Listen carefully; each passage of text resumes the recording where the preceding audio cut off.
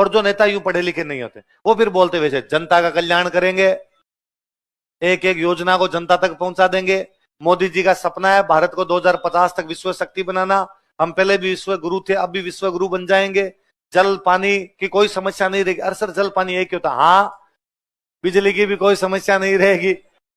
पढ़ा लिखा आदमी होगा, चार ढंग की बातें करेगा। ये दिखता है, फर्क दिखता है आपको। ऐसा नहीं है कि भाई कम पढ़े लिखे नेता काम नहीं करवाते, क्या पता काम वो ज्यादा करवाते हो, पर उनकी बोलने की शैली और में सब कुछ अंतर आपको दिखाई देता है। तो सबसे अधिक कॉन्फिडेंस यदि कोई चीज देती है तो वो कौन सी देती है? पढ़ाई। एजुकेशन अच्छी मिली भी होती है तो उसके बलबूते पे बंदा कोई भी काम, तो आरएस में सिलेक्शन तो होगा ही, उसके बाद में भी आरएस में सिलेक्शन होने के बाद भी कहीं पर आप लगोगे, वहां पर लोगों में सराहे जाओगे, ज्यादा अच्छे तरीके से काम कर पाओगे, लोगों में लगेगा नहीं यार ये वाला बंदा शानदार पढ़ा लिखा आदमी। बोले पढ़ी तो लड़कियों होगा सिलेक्शन। हाँ, गांव नहीं जाना, नहीं जाना ना।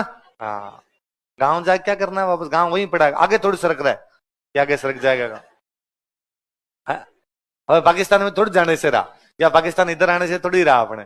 और फिर दूसरा, ये मीणा जनजाति के कोई अपराध वाला कोई बात नहीं है। पहले पूरा पश्चिमी राजस्थानी चोर था।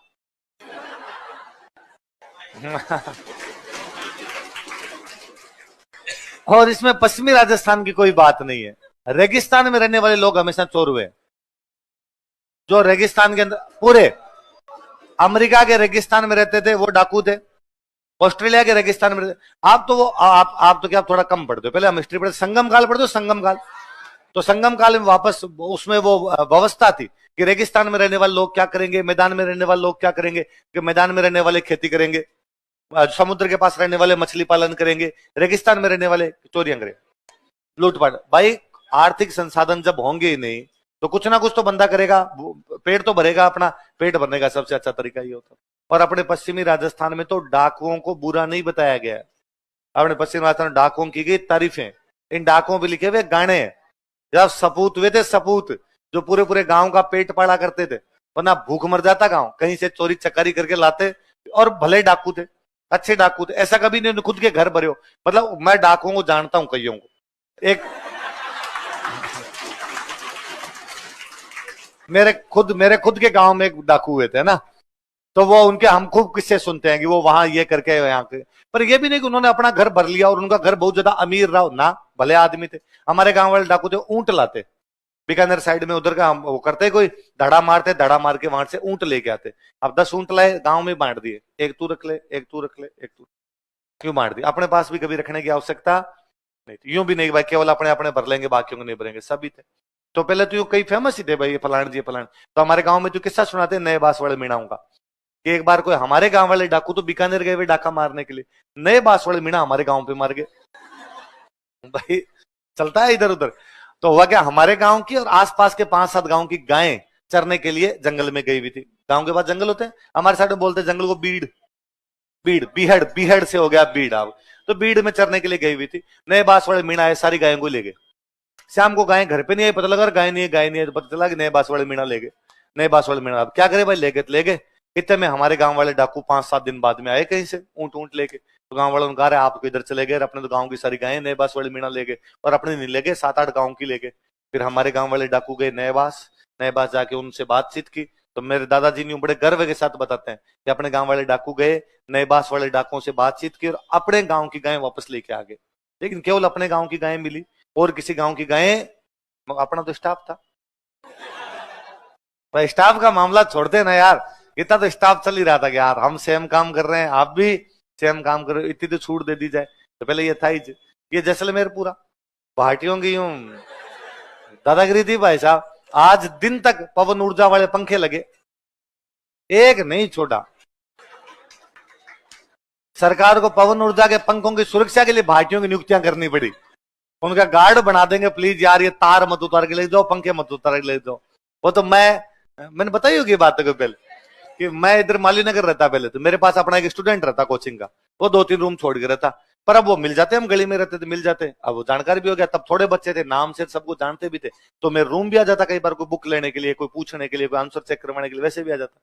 तो उसने मुझे एक दिन कहा, तो मैं यूं हंसता रहता, अरे अब भी चोरी चकारियां यूं करते हो, नहीं करते, छोड़ दी। तो उसने कहा नहीं सर अब छोड़ दिया, अब नहीं है, पहले करते थे अब नहीं करते।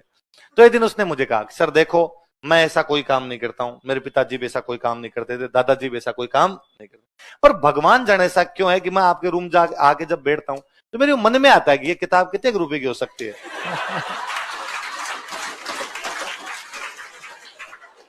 सर विश्वास रखें, मैं आपके रूम से किताब लेके, पर ये है सर जेनेटिकली है। मुझे लगता है कि 401 की तो होगी।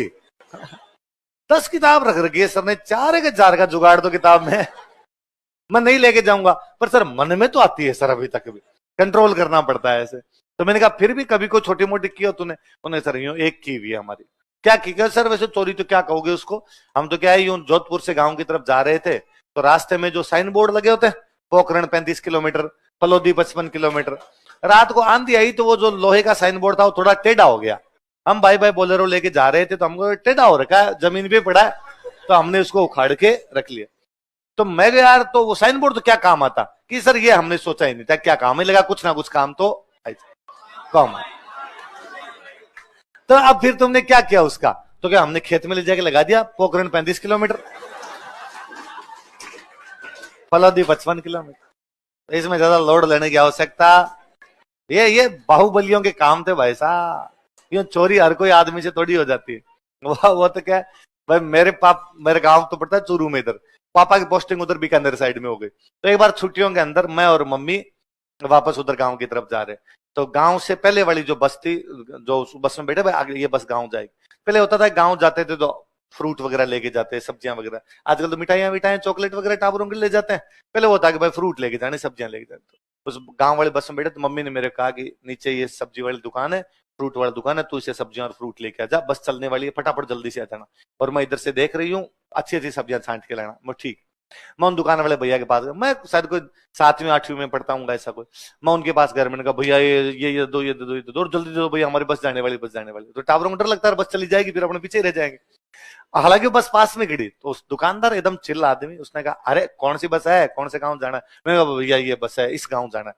तो मैंने जैसे ही गांव का नाम लिया, उसने कहा थोड़ा पीछे हो और जेब में टमाटर तो नहीं डाले ना।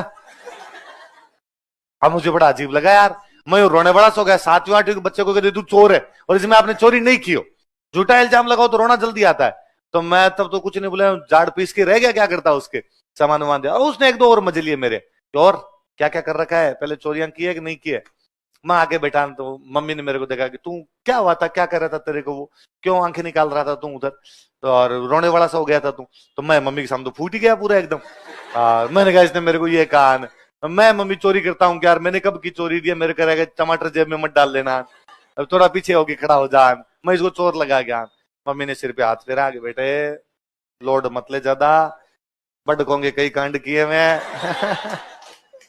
अपने ज्यादा लोड लेने की आवश्यकता, चिल कर, चिल अपने तो खा ले, संतरा खा ले अपने, बैठ आराम से। इसमें यूं कोई वो सोचने वाली बात भी नहीं है कि हमने गलत काम किया। रेगिस्तान के लोग थे जी, रेगिस्तान में इकोनॉमिक रिसोर्सेज दूसरे नहीं, तो यही काम था तो ये तो करते कम से कम। तो पहले तो इधर जैसलमेर साइड में तो ब्याह ही उन लोगों के होते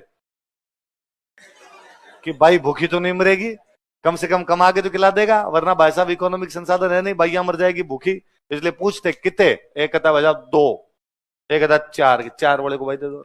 योग्य आदमी कौन है जिसने कितने अटेम्प्ट दे रखे? 4 अटेम्प्ट दे रखे। तो ये जरूरी है, इसमें कोई यूं सोचने वाली बात, हर समय देश काल परिस्थितियों के अनुसार सामाजिक मूल्य बदल। उस समय सामाजिक मूल्यों में भी वो माना, मतलब गीत गाते हैं बाकायदा, वीरता की कहानियां सुनोगे आप, फलान जी ये करके, फलान जी ये करके वहां धड़म मार लिया, तो लोग बड़े गर्व से बताएंगे गुजरात की बैंक लूट लाई थे। और मैंने बताया डूंगजी जवाहर जी को देवता मानते हम, डूंगजी जवाहर जी को तुमने देवता ही मान लिया, साहब साहब की देवता है क्या, कि नसीराबाद छावनी लूटी। अब आज कोई ये बात कहे तो अपने क्या लगेगा, अपराधी। आज कोई इस प्रकार की कोई बात करे तो अपने क्या लगेगा, भाई क्या करता है आदमी, अपराध करता है। और उस समय इन चीजों को भी अच्छा माना जाता, तो आप उसमें सामाजिक मूल्य टॉपिक होगा आपके सोशियोलॉजी में, नहीं था? है सामाजिक मूल्य टॉपिक या नहीं था? पहले तो लगता था। तो उसमें बाकायदा सामाजिक मूल्य की विशेषता है कि सामाजिक मूल्य देश काल परिस्थिति के सापेक्ष होते हैं, सामाजिक मूल्य गतिशील होते हैं। गतिशील होते हैं मतलब वो समय के साथ में क्या करते रहते हैं, बदलते रहते हैं। पहले का सामाजिक मूल्य अलग, आज का सामाजिक मूल्य।